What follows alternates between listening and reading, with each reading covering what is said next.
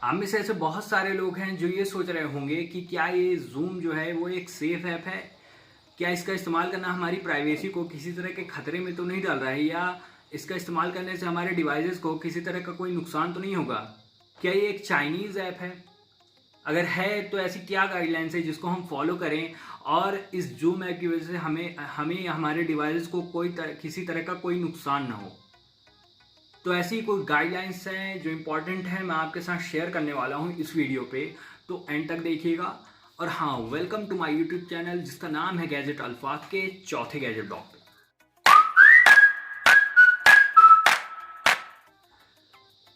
दोस्तों, सबसे पहली बात यह है कि इंडिया में जब से लॉकडाउन स्टार्ट हुआ है तब सबसे ज़्यादा stay home and work from home को मैनिपुलेट किया गया है, जिसके अकॉर्डिंग आपको घर पर ही रहकर अपनी मीटिंग्स, क्लासेस और भी जो चीज़ें हैं वो सब करनी पड़ेंगी। अब इसके लिए लोग 90% से ज़्यादा लोग जो हैं वो जूम ऐप का इस्तेमाल कर रहे हैं, क्योंकि ये उन्हें सबसे पहले पता चला। अब यहाँ पे वो लोग इस ऐप में अपने इम्पॉर्टेंट डॉक्यूमेंट्स हो गया, इमेजेस हो गई, वीडियो शेयरिंग, हर चीज़ कर रहे हैं। इसके साथ साथ उनके मन में ये भी सवाल उठ रहा है कि यार, हमने इसे इंस्टॉल करते टाइम इसे अपना हर चीज़ एक्सेस करने को दे दिया, जैसे माइक्रोफोन, कैमरा, स्टोरेज वगैरह वगैरह। तो क्या ये इन चीज़ों का कोई गलत इस्तेमाल तो नहीं कर सकता? तो इसका जवाब है हाँ, ये कर सकता है। ये मैं नहीं कर रहा हूँ। दरअसल मिनिस्ट्री ऑफ होम अफेयर्स की साइबर कोऑर्डिनेशन रिपोर्ट में ये कहा गया है कि इस जूम ऐप की कुछ वीकनेसेस हैं और इसके यूज़र्स पर साइबर अटैक हो सकते हैं, जिसकी वजह से उनकी सेंसिटिव इंफॉर्मेशन जैसे क्रेडिट कार्ड वगैरह की इंफॉर्मेशन क्रिमिनल्स के हाथों लग सकती है।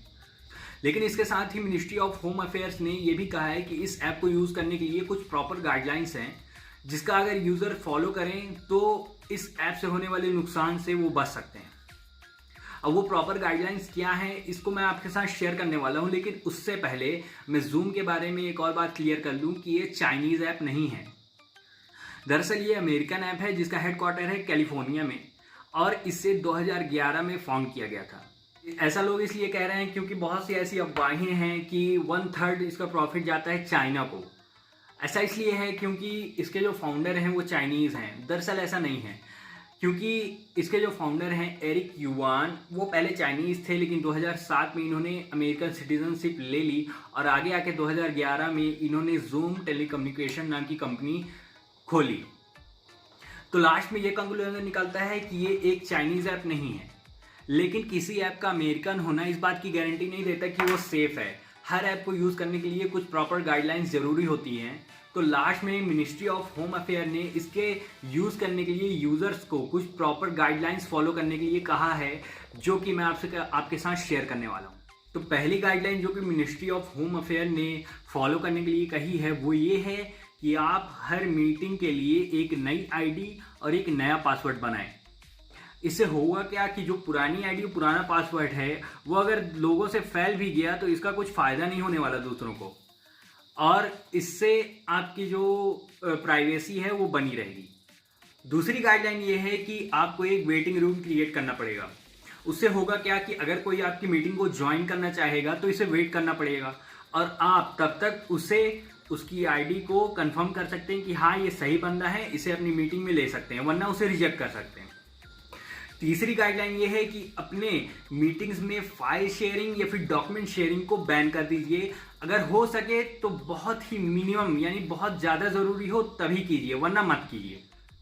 चौथी गाइडलाइन ये है कि एक फीचर ये होता है कि आप अपनी मीटिंग को रिकॉर्ड करवा सकते हैं।